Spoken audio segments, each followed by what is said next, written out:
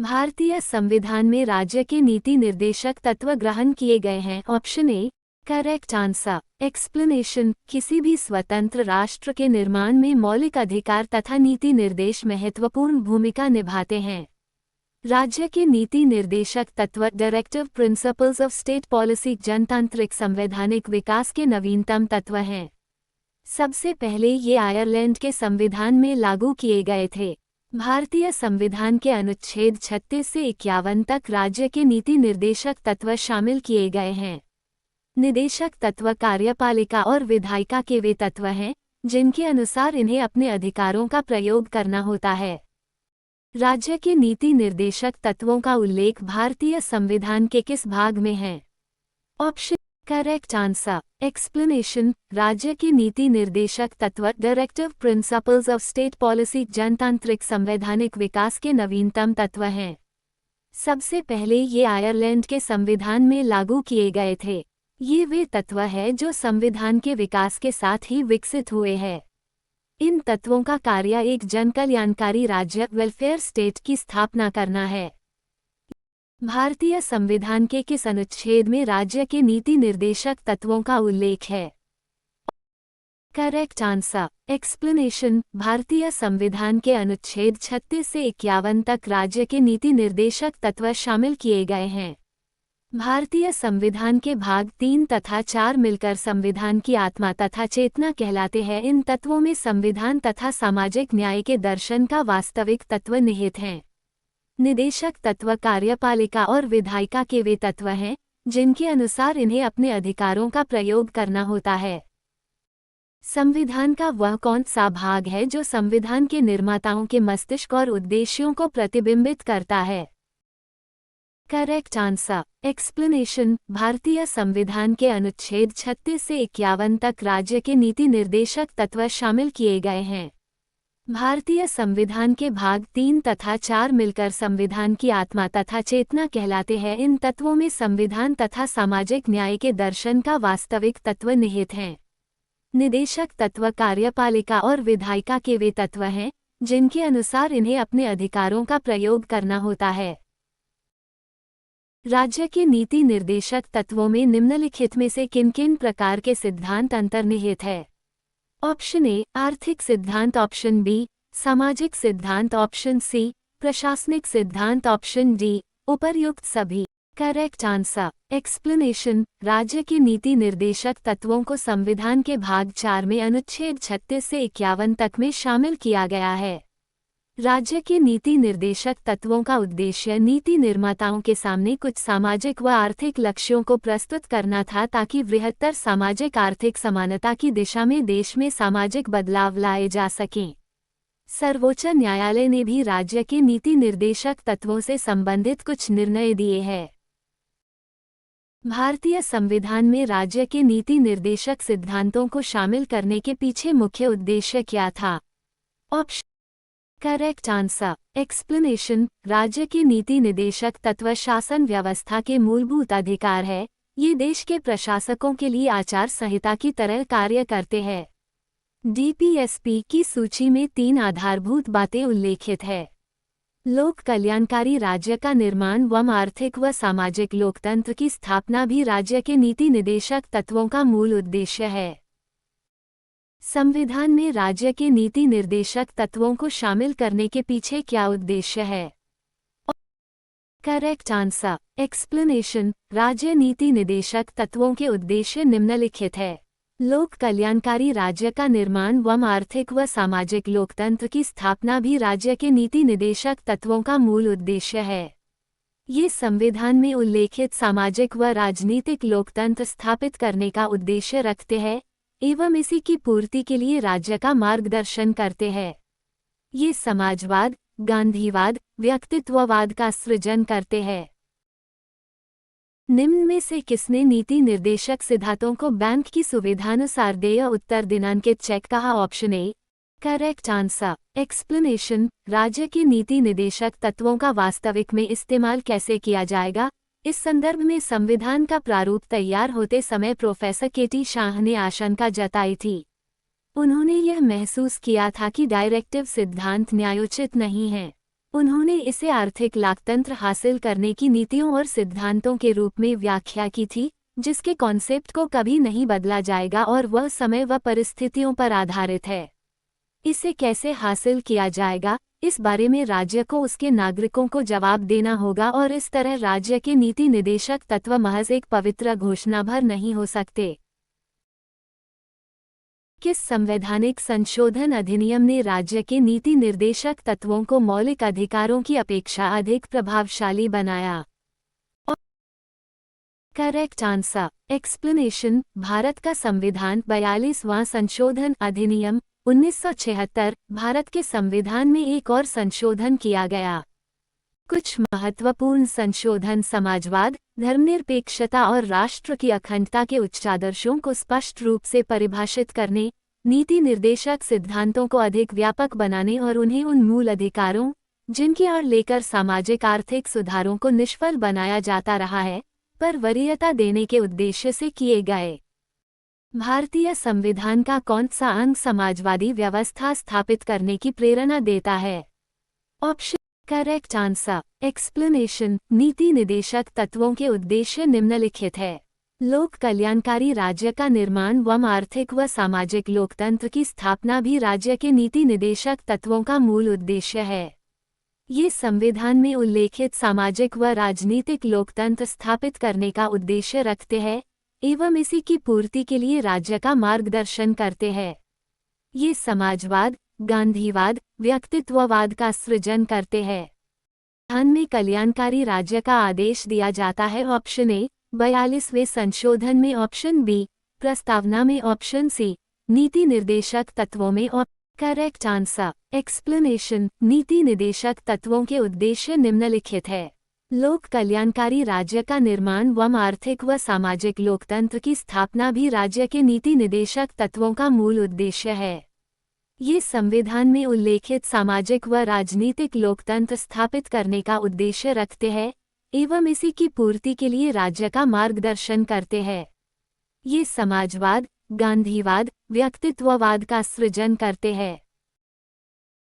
नीति निर्देशक सिद्धांत हैं। ऑप्शन ए वाद। Correct answer, explanation. भारतीय संविधान के भाग 4 में उपबंधित अनु 36 से 51 में राज्य के नीति निर्देशक सिद्धांतों की प्रकृति निर्देशात्मक है, लेकिन अनु 37 के अंतर्गत न्यायालय द्वारा प्रवर्तनीय नहीं है। नीति निर्देशक तत्वों का क्रियान्वयन निम्नलिखित में से किस पर निर्भर करता है? Correct answer, explanation. नीति निर्देशक तत्वों का सफल क्रियान्वयन सरकार की योजनाओं और उपलब्ध संसाधनों पर निर्भर करता है। ये तत्व एक दिशा निर्देश प्रदान करते हैं, लेकिन उन्हें कार्यान्वित करने के लिए उचित वित्तीय और मानव संसाधनों की आवश्यकता होती है। मूल अधिकार और राज्य के नीति निर्देशक तत्व में क्या अंतर है? Correct answer, explanation. वे अधिकार जो लोगों के जीवन के लिए अति आवश्यक या मौलिक समझे जाते हैं उन्हें मूल अधिकार, फंडामेंटल राइट्स कहा जाता है। मूल अधिकार का एक दृष्टांत है, राज्य नागरिकों के बीच परस्पर विभेद नहीं करेगा। प्रत्येक देश के संविधान में इसकी मान्यता है। राज्य के नीति निर्देशक तत्व, directive principles of state policy, जनतांत्रिक संवैधानिक विकास के नवीनतम तत्व हैं।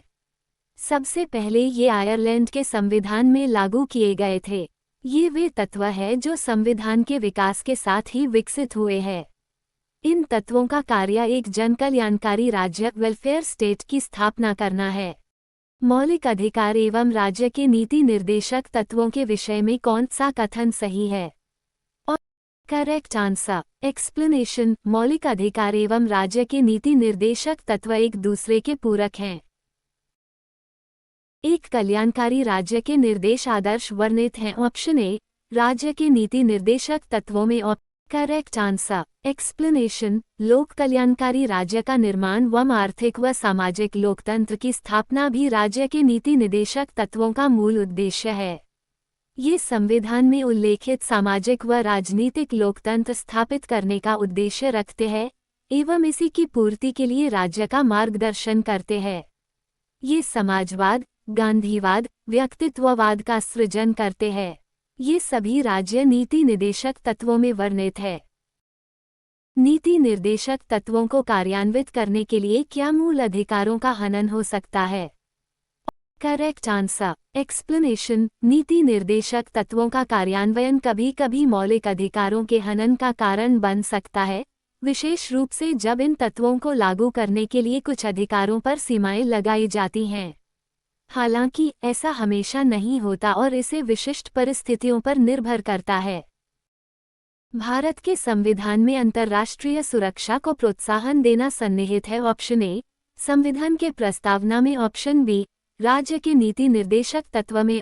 Correct answer explanation. अनुच्छेद 36 परिभाषा। अनुच्छेद 37 इस भाग में अंतर्विष्ट तत्वों का लागू होना।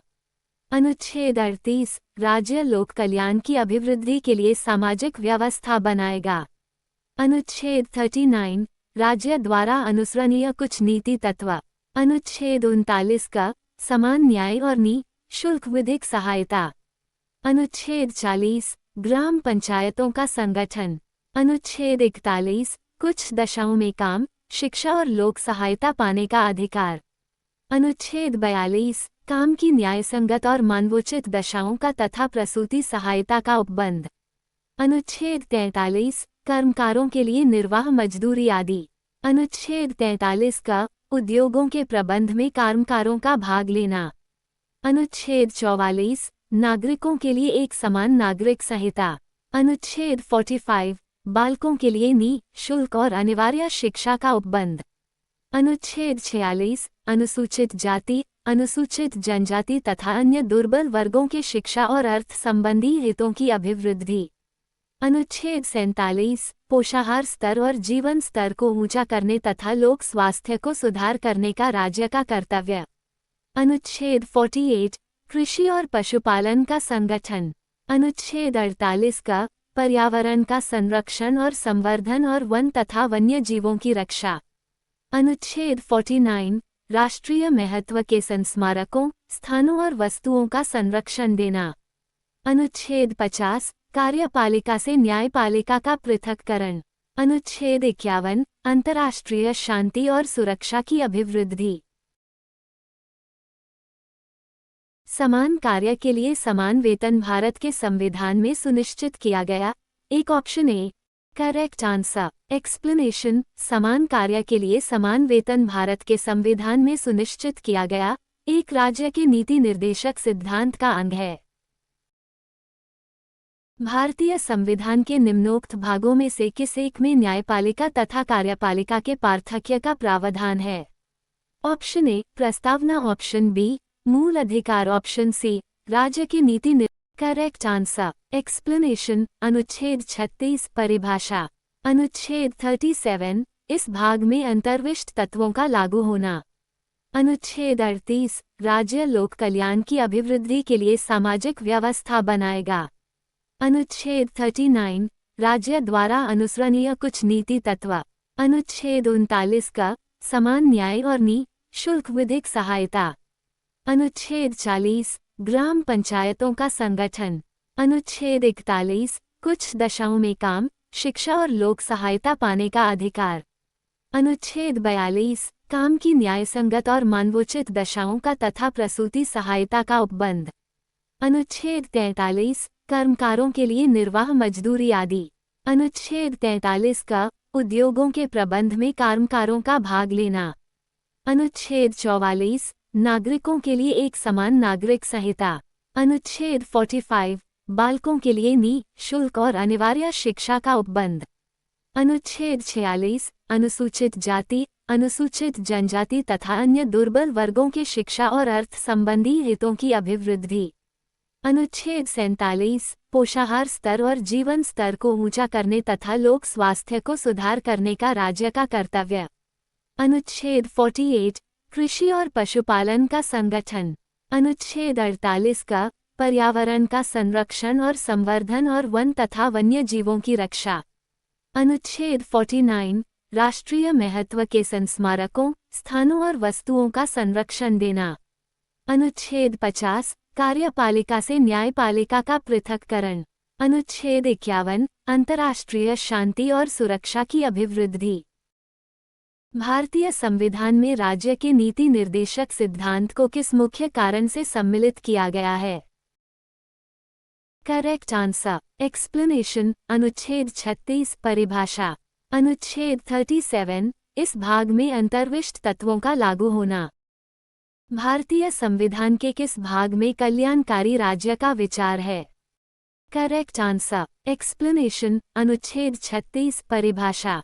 अनुच्छेद 37 इस भाग में अंतर्विष्ट तत्वों का लागू। संविधान का कौन सा अंश भारत के नागरिकों को आर्थिक न्याय प्रदान करने का संकेत करता है? करेक्ट आंसर एक्सप्लेनेशन अनुच्छेद 36 परिभाषा। अनुच्छेद 37 इस भाग में अंतर्विष्ट तत्वों का लागू होना। अनुच्छेद 38 राज्य लोक कल्याण की अभिवृद्धि के लिए सामाजिक व्यवस्था बनाएगा। अनुच्छेद 39 राज्य द्वारा अनुसरणीय कुछ नीति तत्व। अनुच्छेद 39 का समान न्याय और निःशुल्क विधिक सहायता। अनुच्छेद 40 ग्राम पंचायतों का संगठन। अनुच्छेद 41 कुछ दशाओं में काम, शिक्षा और लोक सहायता पाने का अधिकार। अनुच्छेद 42 काम की न्यायसंगत और मानवोचित दशाओं का तथा प्रसूति सहायता का उपबंध। अनुच्छेद 43 कर्मकारों के लिए निर्वाह मजदूरी आदि। अनुच्छेद 43 का उद्योगों के प्रबंध में कर्मकारों का भाग लेना। अनुच्छेद 44 नागरिकों के लिए एक समान नागरिक संहिता। अनुच्छेद 45 बालकों के लिए निःशुल्क और अनिवार्य शिक्षा का उपबंध। अनुच्छेद 46 अनुसूचित जाति, अनुसूचित जनजाति तथा अन्य दुर्बल वर्गों के शिक्षा और अर्थ संबंधी हितों की अभिवृद्धि। अनुच्छेद 47 पोषाहार स्तर और जीवन स्तर को ऊंचा करने तथा लोक स्वास्थ्य को सुधार करने का राज्य का कर्तव्य। अनुच्छेद 48 कृषि और पशुपालन का संगठन। अनुच्छेद 48 का पर्यावरण का संरक्षण और संवर्धन और वन तथा वन्य जीवों की रक्षा। अनुच्छेद 49 राष्ट्रीय महत्व के संस्मारकों, स्थानों और वस्तुओं का संरक्षण देना। अनुच्छेद 50 कार्यपालिका से न्यायपालिका का पृथक्करण। अनुच्छेद 51 अंतर्राष्ट्रीय शांति और सुरक्षा की अभिवृद्धि। निम्नांकित में से कौन सा राज्य नीति का नीति निर्देशक सिद्धांत नहीं है? करेक्ट आंसर एक्सप्लेनेशन अनुच्छेद 36 परिभाषा। राज्य के नीति निर्देशक तत्व में क्या शामिल है जो मूल अधिकार में नहीं है? Option A correct answer explanation अनुच्छेद 36 परिभाषा। अनुच्छेद 37 इस भाग में अंतर्विष्ट तत्वों का लागू होना। अनुच्छेद 38 राज्य लोक कल्याण की अभिवृद्धि के लिए सामाजिक व्यवस्था बन। राज्य के नीति निर्देशक तत्व नहीं है। Option A correct answer explanation अनुच्छेद 36 परिभाषा। अनुच्छेद किस नीति निर्देशक सिद्धांत को प्रायः समाजवादी माना जाता है? करेक्ट आंसर एक्सप्लेनेशन राज्य नीति निर्देशक सिद्धांत में अनुच्छेद 40 ग्राम पंचायतों का संगठन बताया गया है। निम्नलिखित निर्देशक सिद्धांतों में से वह सिद्धांत कौन सा है जिसे गांधीवादी सिद्धांत कहा जाता है? ऑप्शन ए श्रमिकों और बच्चों का संरक्षण। ऑप्शन बी स्वशासन के प्रभावी एकलों के रूप में ग्राम पंचायत का संगठन। करेक्ट आंसर एक्सप्लेनेशन अनुच्छेद 36 परिभाषा। अनुच्छेद 37 इस भाग में अंतर्विष्ट तत्वों का लागू होना। अनुच्छेद 38 राज्य लोक कल्याण की अभिवृद्धि के लिए सामाजिक व्यवस्था बनाएगा। अनुच्छेद 39 राज्य द्वारा अनुसरणीय कुछ नीति तत्व। अनुच्छेद 39 का समान न्याय और निःशुल्क विधिक सहायता। अनुच्छेद 40 ग्राम पंचायतों का संगठन। नीति निर्देशक तत्व का महत्व किसके लिए है? ऑप्शन करेक्ट आंसर एक्सप्लेनेशन नीति निर्देशक तत्व राज्यों के लिए समर्पित है। भारत के किस राज्य में समान नागरिक संहिता लागू है? Option A Meghalaya. Option B Kerala. Option C Haryana. Option D Goa. Correct answer explanation समान नागरिकता कानून भारत के संबंध में है, जहां भारत का संविधान राज्य के नीति निर्देशक तत्व में सभी नागरिकों को समान नागरिकता कानून सुनिश्चित करने के प्रति प्रतिबद्धता व्यक्त करता है। हालांकि इस तरह का कानून अभी तक पूरी तरह से लागू नहीं किया जा सका है। गोवा एकमात्र ऐसा राज्य है जहां ये लागू है। राज्य के नीति निर्देशक सिद्धांतों के अनुसार किस आयु तक के बच्चों को निःशुल्क एवं अनिवार्य शिक्षा देने की आशा की जाती है?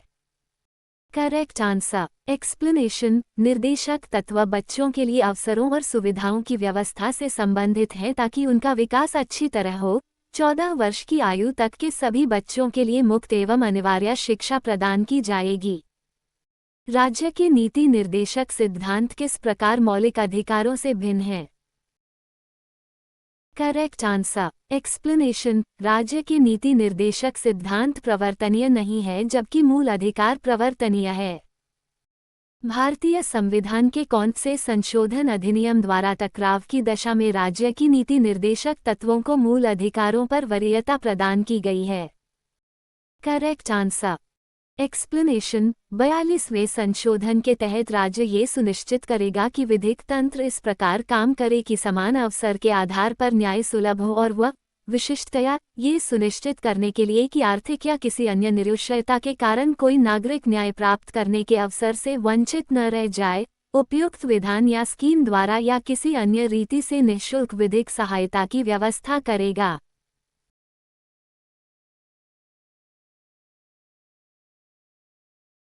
भारतीय संविधान के अंतर्गत कल्याणकारी राज्य की अवधारणा निम्नलिखित में से किस अनुच्छेद में वर्णित है? Correct answer. एक्सप्लेनेशन। भारतीय संविधान अनुच्छेद 38 में दिया गया है कि राज्य लोक कल्याण की अभिवृद्धि के लिए सामाजिक व्यवस्था बनाएगा। राज्य ऐसी सामाजिक व्यवस्था की जिसमें सामाजिक, आर्थिक और राजनीतिक न्याय राष्ट्रीय जीवन की सभी संस्थाओं को अनुप्राणित करे, भरसक प्रभावी रूप में स्थापना और संरक्षण करके लोक कल्याण की अभिवृद्धि का प्रयास करेगा।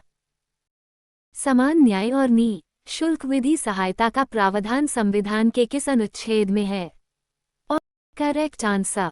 एक्सप्लेनेशन। अनुच्छेद 39 के अंतर्गत कहा गया है कि राज्य सरकार यह सुनिश्चित करे कि ऐसी न्याय प्रणाली का कार्यान्वयन हो सके जिससे सबको समान रूप से न्याय मिल सके तथा उचित कानून व योजनाओं द्वारा या अन्य किसी भी तरीके से निःशुल्क कानूनी सेवाएं उपलब्ध कराने का विशेष प्रयोजन करे जिससे सभी नागरिकों को न्याय प्राप्त कराने का अवसर मिल सके। भारतीय संविधान के निम्नलिखित अनुच्छेदों में से कौन सा अनुच्छेद राज्य सरकारों को ग्राम पंचायतों को संगठित करने का निर्देश देता है? Correct answer. एक्सप्लेनेशन। भारतीय संविधान अनुच्छेद 40 आर्टिकल 40 इन हिंदी ग्राम पंचायतों का संगठन राज्य ग्राम पंचायतों का संगठन करने के लिए कदम उठाएगा और उनको ऐसी शक्तियां और प्राधिकार प्रदान करेगा जो उन्हें स्वायत्त शासन की इकाइयों के रूप में कार्य करने योग्य बनाने के लिए आवश्यक हों। भारतीय नागरिकों के लिए एक समान सिविल संहिता प्राप्त करने की बात कही गई है। Option A correct answer. Explanation. भारतीय संविधान अनुच्छेद 44 राज्य नीति के निर्देशकों तथा सिद्धांतों को परिभाषित करता है। इसमें समान नागरिक संहिता यूसीसी शामिल है। अनुच्छेद 44 में यह उल्लेख किया गया है कि नागरिकों के लिए देश के पूरे क्षेत्र में एक समान अधिकार हो तथा समान नागरिक संहिता की रक्षा करना राज्य का प्रमुख कर्तव्य है। संविधान के किस अनुच्छेद में न्यायपालिका का कार्यपालिका से पृथक्करण का उल्लेख किया गया है? Correct answer. एक्सप्लेनेशन। भारतीय संविधान अनुच्छेद 50 आर्टिकल 50 इन हिंदी कार्यपालिका से न्यायपालिका का पृथक्करण राज्य की लोक सेवाओं में न्यायपालिका को कार्यपालिका से पृथक करने के लिए राज्य कदम उठाएगा। राज्य के नीति निर्देशक सिद्धांतों में से किस अनुच्छेद का संबंध अंतर्राष्ट्रीय शांति और सुरक्षा के संवर्धन से है?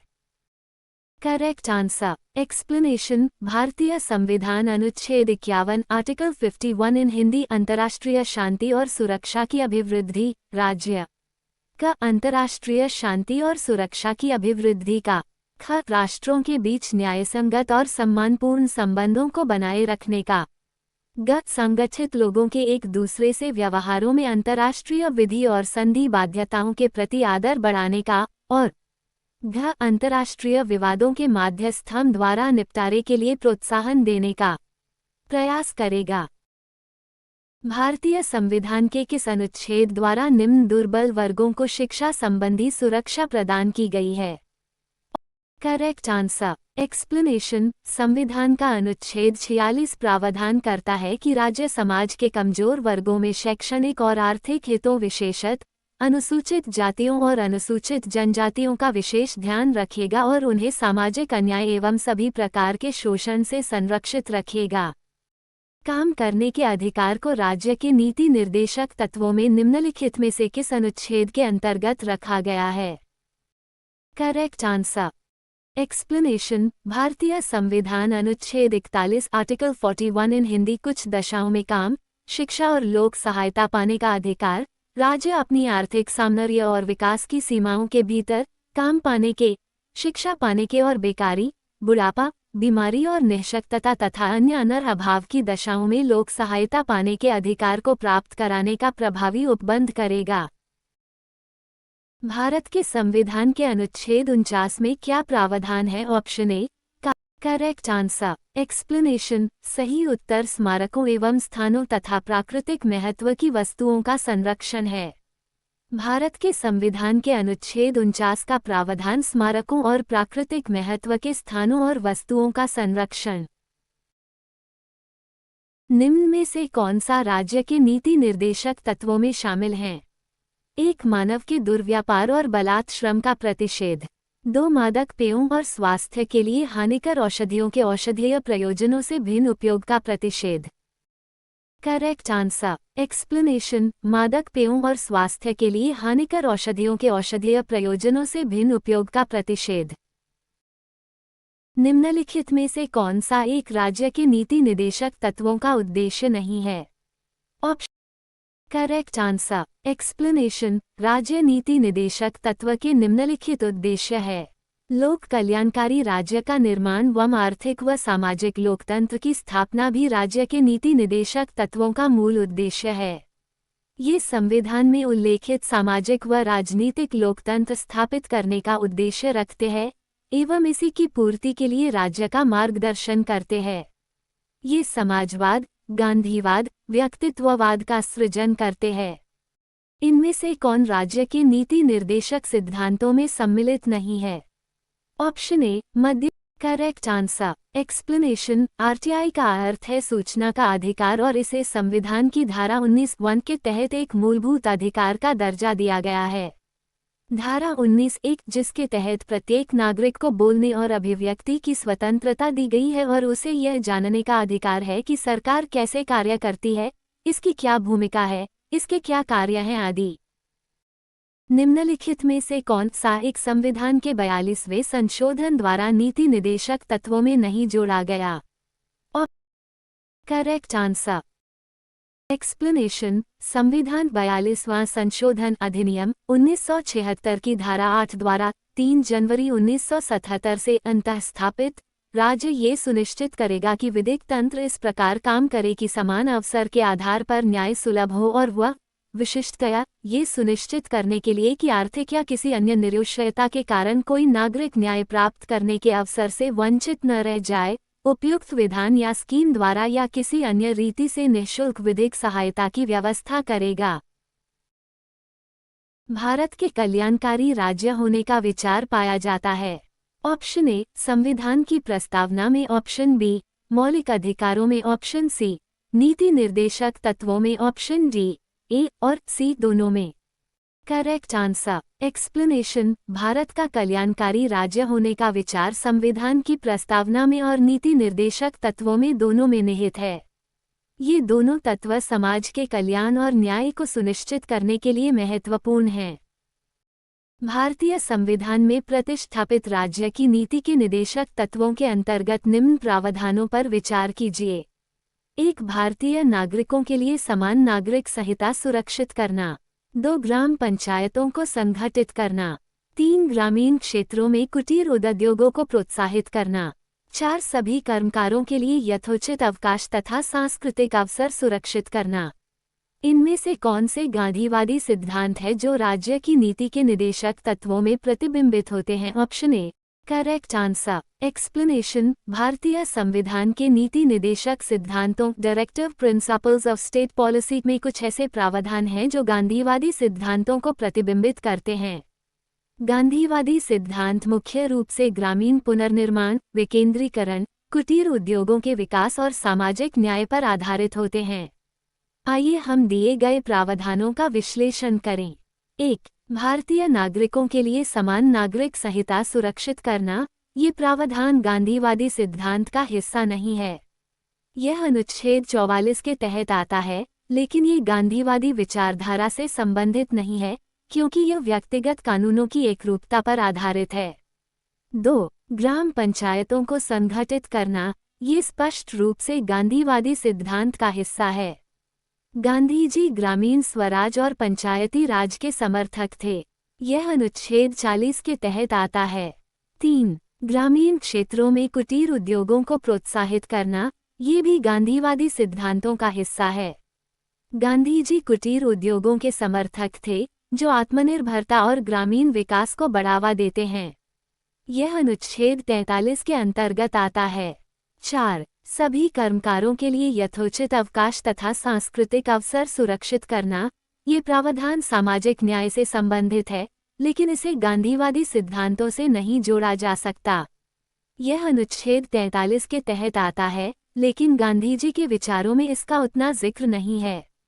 इस प्रकार गांधीवादी सिद्धांत मुख्यतः ग्राम पंचायतों को संगठित करना और ग्रामीण क्षेत्रों में कुटीर उद्योगों को प्रोत्साहित करना पर केंद्रित हैं। सही उत्तर है 2 और 3।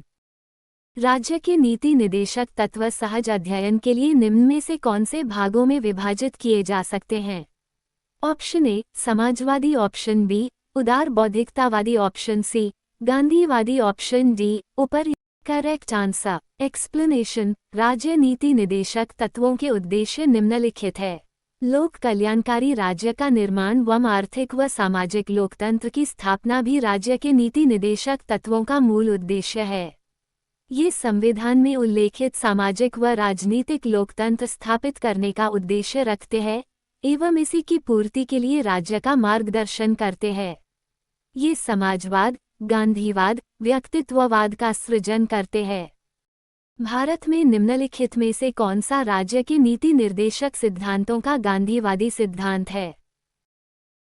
Correct answer explanation. ग्राम पंचायत का गठन गांधीवादी सिद्धांतों का एक महत्वपूर्ण हिस्सा है, जो स्थानीय स्वशासन और सामुदायिक विकास को बढ़ावा देता है। भारतीय संविधान में मूल कर्तव्यों को शामिल करने का विचार किस देश के संविधान से लिया गया है? Correct answer explanation. मूल कर्तव्य पहले से संविधान में नहीं थे। इन्हें संविधान के 42वें संशोधन 1976 द्वारा जोड़ा गया है। ये श्री स्वर्ण सिंह समिति की सिफारिश पर आंतरिक आपातकाल की जरूरत एवं आवश्यकताओं को पूरा करने के लिए लाया गया था। ये कर्तव्य 11 है। भारतीय संविधान में मूल कर्तव्यों को शामिल करने का विचार सोवियत संघ से लिया गया है। निम्नलिखित में से किस समिति ने मौलिक कर्तव्यों को शामिल करने की अनुशंसा की थी? और correct answer explanation. Sardar Swaran Singh समिति ने कुल 8 मूल कर्तव्यों की सिफारिश की थी, किंतु संसद ने इसमें 2 मूल कर्तव्य और जोड़कर 42वें संविधान संशोधन 1976 द्वारा 10 मौलिक कर्तव्यों को संविधान में जोड़ा। मौलिक कर्तव्य स्वैच्छिक हैं। किसी व्यक्ति को मौलिक कर्तव्यों का पालन करने के लिए बाध्य नहीं किया जा सकता है, अर्थात मौलिक कर्तव्यों का पालन करने की कोई विधिक बाध्यता नहीं है। निम्नलिखित में से किस वर्ष संविधान में मूल कर्तव्यों को अंतः स्थापित किया गया? Option correct answer explanation. मौलिक कर्तव्यों को सरदार स्वर्ण सिंह समिति की सिफारिश पर 42वें संविधान संशोधन -1976 द्वारा जोड़ा गया।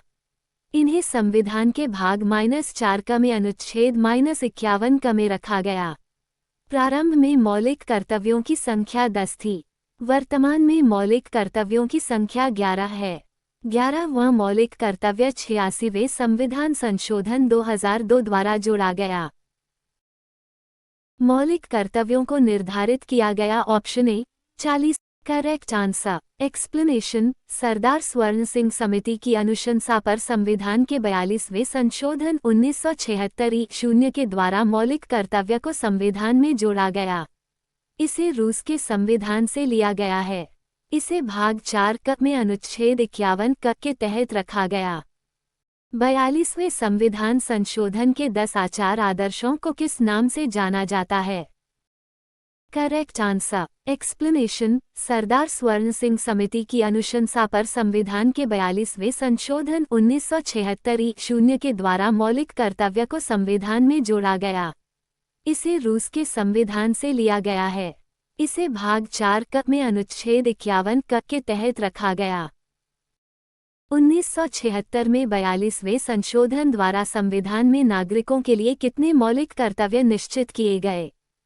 Correct answer explanation. Sardar Swaran Singh समिति ने कुल 8 मूल कर्तव्यों की सिफारिश की थी, किंतु संसद ने इसमें 2 मूल कर्तव्य और जोड़कर 42वें संविधान संशोधन 1976 द्वारा 10 मौलिक कर्तव्यों को संविधान में जोड़ा। मौलिक कर्तव्य स्वैच्छिक हैं। किसी व्यक्ति को मौलिक कर्तव्यों का पालन करने के लिए बाध्य नहीं किया जा सकता है। भारत के संविधान का कौन सा भाग मौलिक कर्तव्यों को दर्शाता है? Correct answer explanation. 42वें संविधान संशोधन अधिनियम द्वारा संविधान के भाग 4 के पश्चात एक नया अध्याय भाग 4A जोड़ा गया, जिसमें नागरिकों के मूल कर्तव्यों का उल्लेख किया गया। ये स्वर्ण सिंह समिति की सिफारिश पर जोड़ा गया। भारतीय संविधान में मौलिक कर्तव्यों की सूची निम्नलिखित में से किस भाग के रूप में जोड़ी गई थी? Option A 4 option. Correct answer explanation. 42वें संविधान संशोधन अधिनियम द्वारा संविधान के भाग 4 के पश्चात एक नया अध्याय भाग 4A जोड़ा गया, जिसमें नागरिकों के मूल कर्तव्यों का उल्लेख किया गया। ये स्वर्ण सिंह समिति की सिफारिश पर जोड़ा गया। भारत के संविधान के किस अनुच्छेद में मौलिक कर्तव्य की चर्चा की गई है? ऑप्शन ए अनुच्छेद 51A।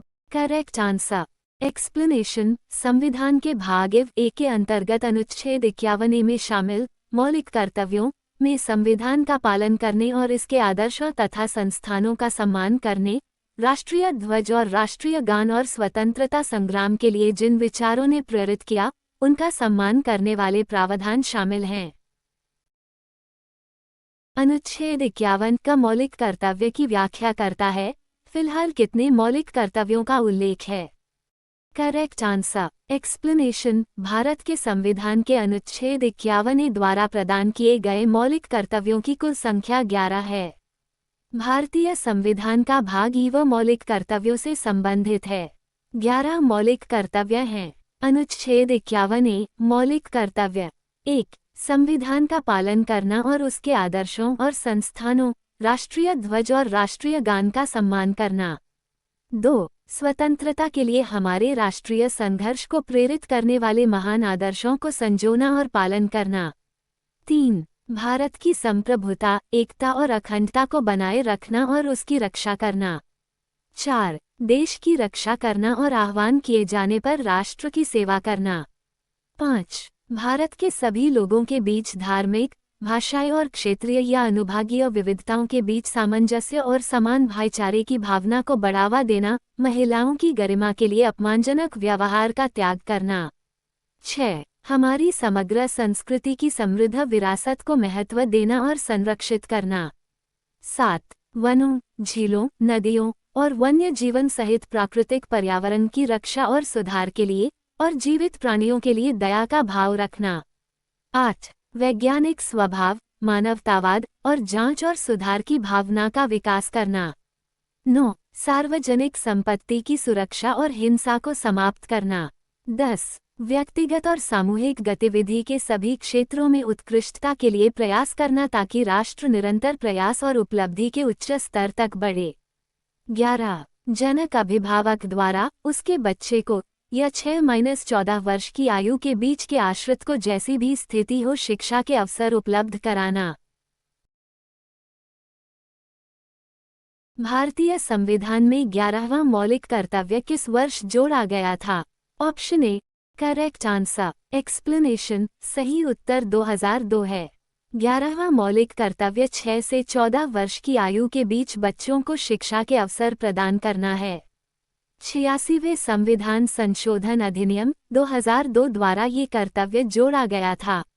इस सूची में जोड़ा गया 11वां मौलिक कर्तव्य है 6-14 वर्ष की आयु के बच्चों को शिक्षा के अवसर प्रदान करना और माता पिता द्वारा ये सुनिश्चित करना कि उनके बच्चे को ऐसे अवसर प्रदान किए जा रहे हैं। भारत के संविधान में 86वें संशोधन 2002 के द्वारा शिक्षा के अधिकार को संविधान के भाग 3 में मौलिक अधिकार के रूप में शामिल किया। मौलिक कर्तव्यों को संविधान में सम्मिलित किए जाने का प्रयोजन है। Option A correct answer. Explanation. संविधान में मूल कर्तव्यों को शावर्तमान में मौलिक कर्तव्यों की संख्या 11 है। संविधान में मूल कर्तव्यों को शामिल करने का उद्देश्य नागरिकों को इसमें प्राप्त मौलिक अधिकारों के साथ ही उनकी जिम्मेदारियों से भी अवगत कराना था। संविधान में उल्लिखित मौलिक कर्तव्य किसके लिए है?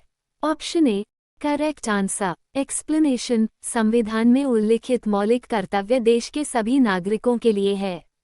कोई इन्हें मानने के लिए बाध्य नहीं है। मौलिक कर्तव्यों की अवहेलना करने वालों को ऑप्शन ए दंड देने की व्यवस्था है। ऑप्शन बी दंड देने की व्यवस्था नहीं है। Correct answer. एक्सप्लेनेशन। संविधान में मूल कर्तव्यों को शावर्तमान में मौलिक कर्तव्यों की संख्या 11 है।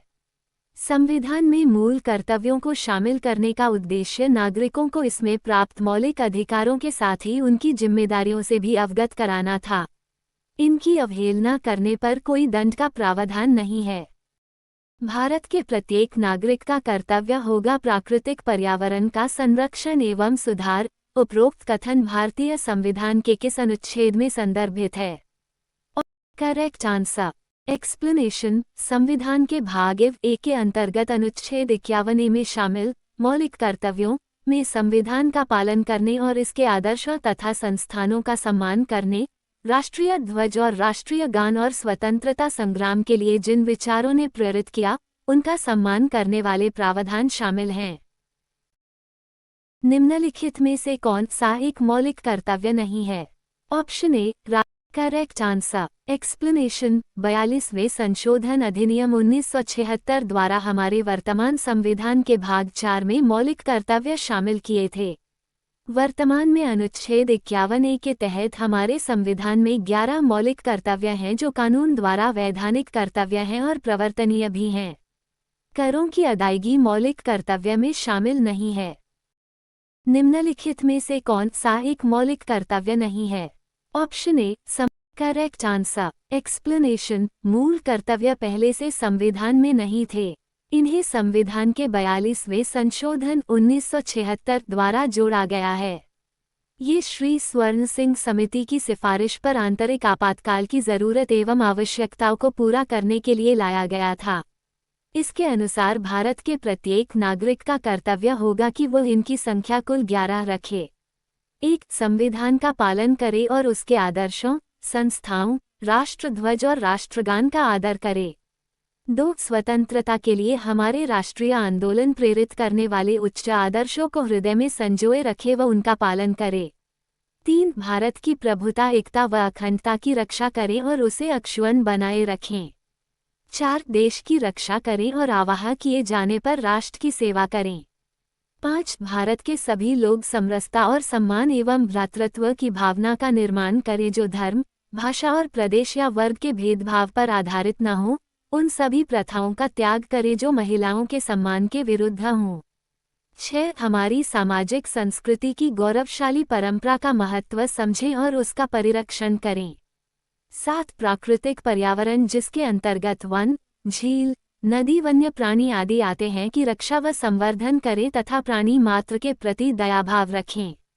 8. वैज्ञानिक दृष्टिकोण, मानवतावाद व ज्ञानार्जन तथा सुधार की भावना का विकास करें।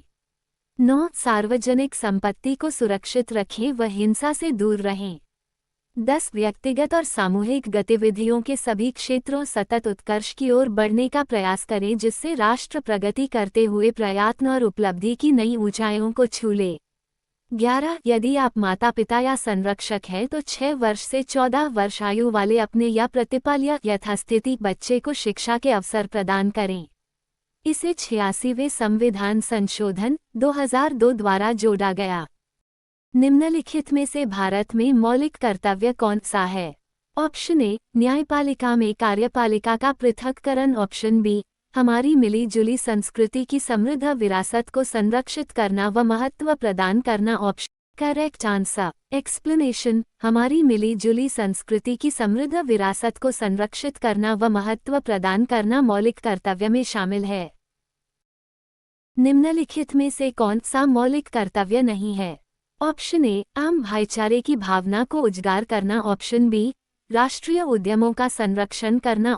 करेक्ट आंसर एक्सप्लेनेशन राष्ट्रीय उद्यमों का संरक्षण करना मौलिक कर्तव्य में नहीं है। निम्नलिखित में से कौन सा एक मौलिक कर्तव्य नहीं है?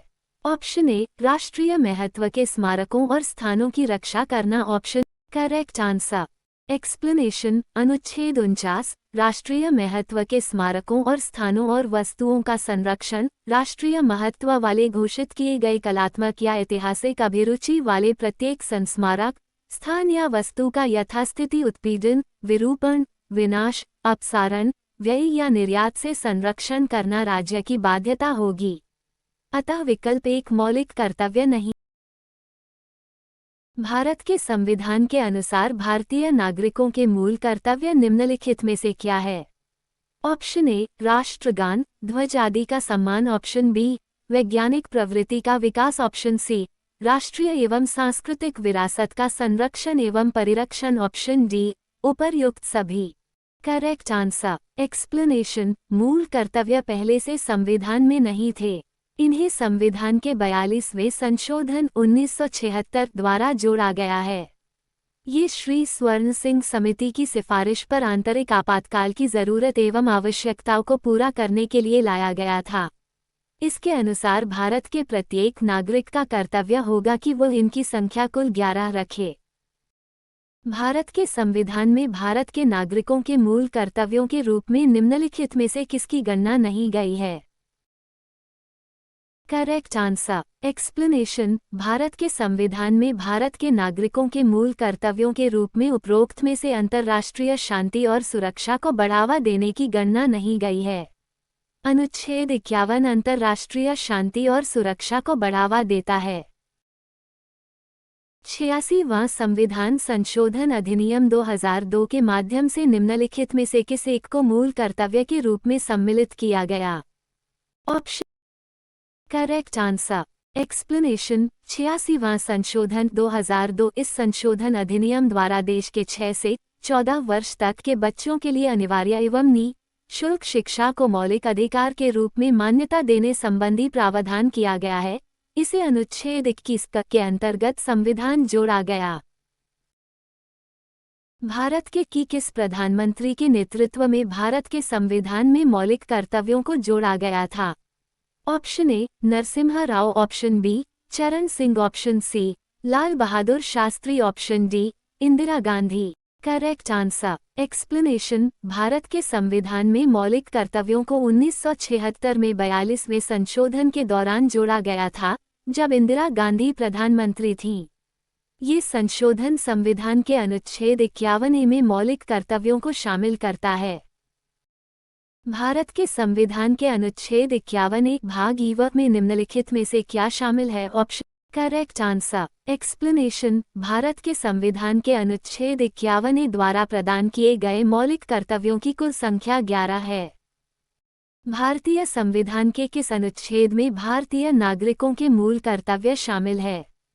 ऑप्शन करेक्ट आंसर एक्सप्लेनेशन संविधान के भाग ए के अंतर्गत अनुच्छेद 51 में शामिल मौलिक कर्तव्यों में संविधान का पालन करने और इसके आदर्शों तथा संस्थानों का सम्मान करने, राष्ट्रीय ध्वज और राष्ट्रीय गान और स्वतंत्रता संग्राम के लिए जिन विचारों ने प्रेरित किया, उनका सम्मान करने वाले प्रावधान शामिल हैं। निम्नलिखित में से कौन सा कर्तव्य भारतीय नागरिकों के कर्तव्यों में शामिल नहीं है? ऑप्शन करेक्ट आंसर एक्सप्लेनेशन मूल कर्तव्य पहले से संविधान में नहीं थे, इन्हें संविधान के 42वें संशोधन 1976 द्वारा जोड़ा गया है। ये श्री स्वर्ण सिंह समिति की सिफारिश पर आंतरिक आपातकाल की जरूरत एवं आवश्यकताओं को पूरा करने के लिए लाया गया था। भारतीय संविधान में मूल कर्तव्य कब समाविष्ट किए गए? Option A correct answer explanation. Sardar Swaran Singh समिति की अनुशंसा पर संविधान के 42वें संशोधन 1976 के द्वारा मौलिक कर्तव्य को संविधान में जोड़ा गया। इसे रूस के संविधान से लिया गया है। इसे भाग 4 क में अनुच्छेद 51 क के तहत रखा गया। वर्तमान में संविधान में कुल कितने मूल कर्तव्यों का उल्लेख है? Option A correct answer. Explanation. भारतीय संविधान में 11 मूल कर्तव्यों का उल्लेख है। मूल कर्तव्य पहले से संविधान में नहीं थे। इन्हें संविधान के 42वें संशोधन 1976 द्वारा जोड़ा गया है। ये श्री स्वर्ण सिंह समिति की सिफारिश पर आंतरिक आपातकाल की जरूरत एवं आवश्यकताओं को पूरा करने के लिए लाया गया था। इसके अनुसार भारत के प्रत्येक नागरिक का कर्तव्य होगा कि वह इनकी संख्या कुल 11 रखे। किस संवैधानिक संशोधन अधिनियम द्वारा संविधान में मूल कर्तव्यों को सम्मिलित किया गया है? Correct answer. एक्सप्लेनेशन। मूल कर्तव्य पहले से संविधान में नहीं थे। इन्हें संविधान के 42वें संशोधन 1976 द्वारा जोड़ा गया है। ये श्री स्वर्ण सिंह समिति की सिफारिश पर आंतरिक आपातकाल की जरूरत एवं आवश्यकताओं को पूरा करने के लिए लाया गया था। ये कर्तव्य 11 है। भारतीय संविधान में मूल कर्तव्यों को शामिल करने का विचार सोवियत संघ से लिया गया है।